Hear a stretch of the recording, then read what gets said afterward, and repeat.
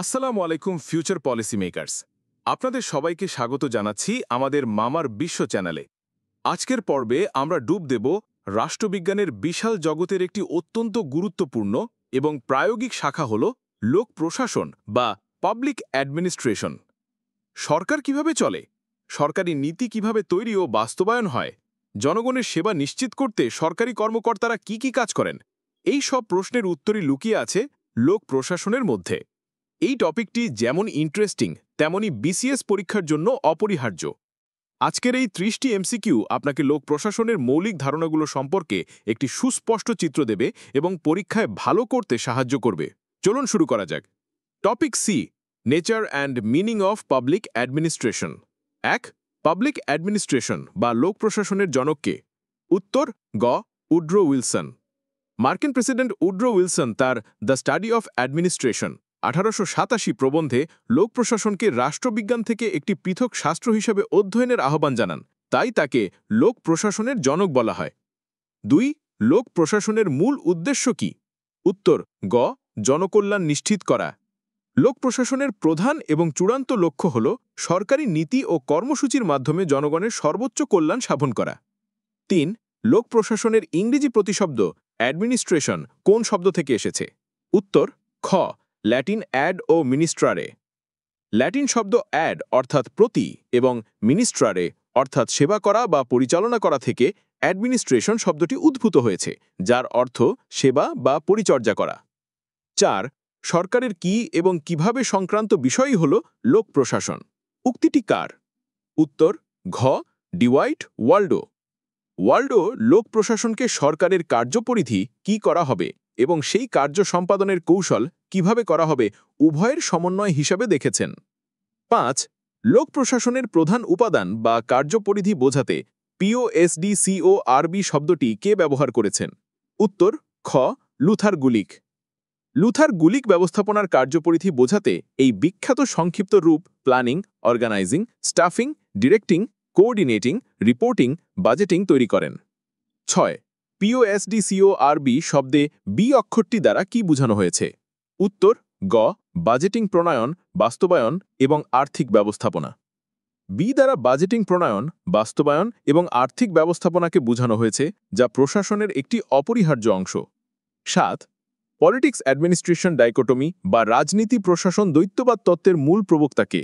উত্তর গ. Woodrow Wilson. Woodrow Wilson সর্বপ্রথম রাজনীতি অর্থাৎ নীতি নির্ধারণ এবং প্রশাসন অর্থাৎ নীতি বাস্তবায়নকে দুটি পৃথক ক্ষেত্র হিসাবে চিহ্নিত করার প্রস্তাব জানান। 8. কোনটি লোক প্রশাসন বা পাবলিক অ্যাডমিনিস্ট্রেশন এবং ব্যক্তিগত প্রশাসন বা প্রাইভেট অ্যাডমিনিস্ট্রেশনের মধ্যে প্রধান পার্থক্য? উত্তর গ. উদ্দেশ্য। জনসেবা বনাম মুনাফা। লোক প্রশাসনের মূল উদ্দেশ্য জনসেবা ও কল্যাণ, যেখানে ব্যক্তিগত প্রশাসনের মূল উদ্দেশ্য হল মুনাফা অর্জন করা। 9. লোক প্রশাসনের কোন দৃষ্টিভঙ্গি ব্যবস্থাপনার কার্যকারিতা ও দক্ষতা বৃদ্ধির ওপর সর্বাধিক জোর দেয়? উত্তর ঘ. বৈজ্ঞানিক ব্যবস্থাপনা দৃষ্টিভঙ্গি। ফ্রেডারিক টেলরের বৈজ্ঞানিক ব্যবস্থাপনা তত্ত্ব সময় ও শ্রমের অপচয় রোধ করে সর্বোচ্চ কার্যকারিতা অর্জনের উপর গুরুত্ব আরোপ করে। 10. সরকারের কোন বিভাগের কার্যকলাপ মূলত লোক প্রশাসনের অন্তর্ভুক্ত? উত্তর খ. শাসন বিভাগ। যদিও লোক প্রশাসনের পরিধি 3টি বিভাগেই বিস্তৃত, তবে এর প্রধান কর্মক্ষেত্র হল শাসন বিভাগ, যা নীতি বাস্তবায়নের দায়িত্বে থাকে। 11. লোক প্রশাসন হল আইনের বিশদ ও নিয়মান্ত্রিক প্রয়োগ। এই সংজ্ঞাটি কে দিয়েছেন? উত্তর ক. Woodrow Wilson. উড্রো উইলসন লোক প্রশাসনকে আইন প্রয়োগকারী একটি সুসংগঠিত প্রক্রিয়া হিসেবে দেখেছেন। 12. নব্য লোক প্রশাসন বা নিউ পাবলিক অ্যাডমিনিস্ট্রেশনের মূল প্রতিপাদ্য কি ছিল? উত্তর খ. সামাজিক সমতা, ন্যায় বিচার ও পরিবর্তন। 1968 সালের মিনোব্রুক সম্মেলনের মাধ্যমে উদ্ভূত নব্য লোক প্রশাসন প্রচলিত মূল্যের ঊর্ধ্বে উঠে সামাজিক ন্যায় বিচার ও পরিবর্তনের ওপর জোর দেয়। 13. ব্যক্তিগত প্রশাসন কোন নীতি দ্বারা পরিচালিত হয়? উত্তর গ. বাজার ও প্রতিযোগিতা। ব্যক্তিগত বা ব্যবসায়িক প্রশাসন বাজারের চাহিদা, সরবরাহ এবং প্রতিযোগিতার নীতি দ্বারা ব্যাপকভাবে প্রভাবিত হয়। 14. লোক প্রশাসনের ইকোলজিক্যাল অ্যাপ্রোচ বা বাস্তু সংস্থানিক দৃষ্টিভঙ্গির প্রবক্তা কে? উত্তর খ. Fred W rigs.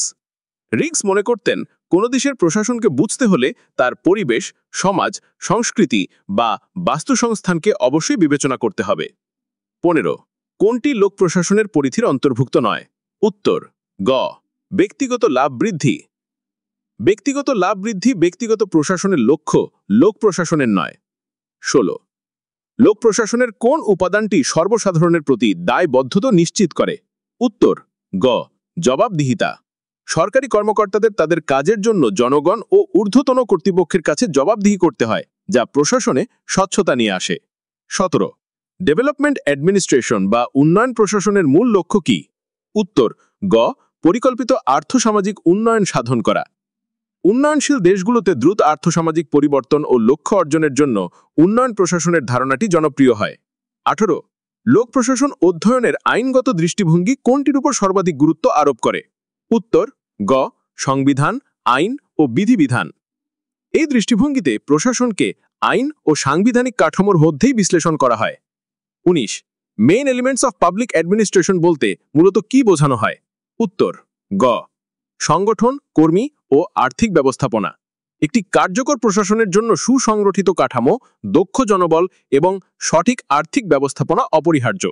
20 administration has to do with getting things done উক্তিটি কার? উত্তর ঘ লুথার গুলিক। গুলিক প্রশাসনকে কাজ আদায় বা কার্য সম্পাদনের একটি প্রায়োগিক কৌশল হিসাবে দেখেছেন। 21 কোন ধরনের প্রশাসনে লাল ফিতার দৌরাত্ম্য বেশি দেখা যায়? উত্তর খ লোক প্রশাসনে। সরকারি কাজে কঠোর নিয়মকানুন ও আনুষ্ঠানিকতা অনুসরণ করতে গিয়ে অনেক সময় সিদ্ধান্ত গ্রহণে দেরি হয়, যাকে লাল ফিতার দৌরাত্ম্য বলা হয়। 22 লোক প্রশাসনকে একটি স্বতন্ত্র বিষয় হিসাবে অধ্যয়নের যাত্রা শুরু হয় কোন দেশে? উত্তর ঘ মার্কিন যুক্তরাষ্ট্র। উড্রো উইলসনের হাত ধরে যুক্তরাষ্ট্রে লোক প্রশাসন একটি একাডেমিক ডিসিপ্লিন হিসাবে যাত্রা শুরু করে। 23 ডিসিশন মেকিং অ্যাপ্রোচ বা সিদ্ধান্ত গ্রহণমূলক দৃষ্টিভঙ্গির প্রধান প্রবক্তা কে? উত্তর ব হারবার্ট সাইমন। হারবার্ট সাইমন তার অ্যাডমিনিস্ট্রেটিভ বিহেভিয়ার গ্রন্থে বলেন যে প্রশাসনের মূল কাজই হল সিদ্ধান্ত গ্রহণ করা। 24 পাবলিক শব্দটি লোক প্রশাসনের সাথে যুক্ত হয়ে কি অর্থ প্রকাশ করে? উত্তর গ সরকারি বা জনগণের জন্য। পাবলিক শব্দটি প্রশাসনকে সরকারি প্রেক্ষাপটে এবং জনগণের বৃহত্তর স্বার্থের সাথে সম্পর্কিত করে। 25 লোক প্রশাসন পাঠের বিহেভিয়ারাল অ্যাপ্রোচ বা ব্যবহারবাদী দৃষ্টিভঙ্গি কোনটির উপর গুরুত্ব আরোপ করে? উত্তর গ প্রশাসনে কর্মরত মানুষের আচরণ ও আন্তঃসম্পর্ক। এই দৃষ্টিভঙ্গি সংগঠনের কর্মীদের মনস্তাত্ত্বিক ও সামাজিক তাত্ত্বিক আচরণ বিশ্লেষণ করে প্রশাসনকে বুঝতে চায়। 26 গুড গভর্নেন্স বা সুশাসনের ধারণার সাথে লোক প্রশাসনের সম্পর্ক কি? উত্তর খ সুশাসন লোক প্রশাসনের একটি মাধ্যমিক লক্ষ্য। আধুনিক লোক প্রশাসনের অন্যতম প্রধান লক্ষ্য হল স্বচ্ছতা, জবাবদিহিতা ও অংশগ্রহণের মাধ্যমে সুশাসন প্রতিষ্ঠা করা। 27 ব্যক্তিগত প্রশাসনের বৈশিষ্ট্য নয় কোনটি? উত্তর খ রাজনৈতিক নিরপেক্ষতা। রাজনৈতিক নিরপেক্ষতা লোক প্রশাসনের একটি আদর্শিক বৈশিষ্ট্য। ব্যক্তিগত প্রশাসন রাজনৈতিক প্রভাবমুক্ত নাও হতে পারে। 28 লোক প্রশাসনের পরিধি কি সময়ের সাথে পরিবর্তনশীল? উত্তর ক হ্যাঁ, এটি পরিবর্তনশীল ও গতিশীল। রাষ্ট্রের কার্যপরিধি বাড়ার সাথে লোক প্রশাসনের পরিধিও বিস্তৃত ও জটিল হচ্ছে। 29 public administration is the art and science of management as applied to the affairs of the state. এই সংজ্ঞাটি কার? উত্তর ব ডিওয়াইট ওয়াল্ডো। ওয়াল্ডো লোক প্রশাসনকে রাষ্ট্রীয় কার্য পরিচালনার ক্ষেত্রে ব্যবস্থাপনা নামক কলা ও বিজ্ঞানের প্রয়োগ হিসেবে দেখেছেন। 30 লোক প্রশাসন এবং রাষ্ট্রবিজ্ঞানের মধ্যে সম্পর্ক কি? উত্তর ক লোক প্রশাসন রাষ্ট্রবিজ্ঞানের একটি শাখা। ঐতিহাসিকভাবে লোক প্রশাসন রাষ্ট্রবিজ্ঞানের একটি গুরুত্বপূর্ণ শাখা হিসাবে গড়ে উঠেছে, যদিও বর্তমানে এটি একটি স্বতন্ত্র শাস্ত্র হিসাবেও স্বীকৃত। তো এই ছিল 49তম বিশেষ বিসিএস এর পলিটিক্যাল সায়েন্স সিলেবাসের সি এর কিছু এমসিকিউ প্রশ্ন। আশা করি এখন এই বিষয়টিকে আপনার কাছে অনেক বেশি গোছানো এবং সহজ মনে হচ্ছে। কৌশল দিয়ে পড়লেই এই বিষয়ে খুব ভালো নম্বর তোলা সম্ভব। এই বিস্তারিত আলোচনা আপনার কেমন লাগলো তা আমাকে অবশ্যই কমেন্ট করে জানাবেন। ভিডিওটি ভালো লাগলে একটি লাইক দিন এবং বন্ধুদের সাথে শেয়ার করে তাদের প্রস্তুতিতেও সাহায্য করুন। বিসিএস সংক্রান্ত এমন সব বিশ্লেষণধর্মী ভিডিও পেতে চ্যানেলটি এখনই সাবস্ক্রাইব করে রাখুন।